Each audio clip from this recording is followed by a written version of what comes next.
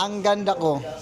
Ang ganda ko. Ganda Ganda ko. ko. Ang ganda ko. Din siya. So guys, may tuturuan tayo na salitang Tagalog. Ang ganda niya, no, di ba? You say, ang ganda ko. Ang ganda ko. Ganda Ganda ko. ko. Ang ganda ko. And in English is, I'm so very beautiful. Like pretty. Oh, thank you. Thank you. Yo. What? Wow. Yo again. Ano kayo? Ang Ang gwapo ko. Ang gwapo ko. And English? I'm very handsome. Wow. Ang gwapo ko. Ang gwapo ko.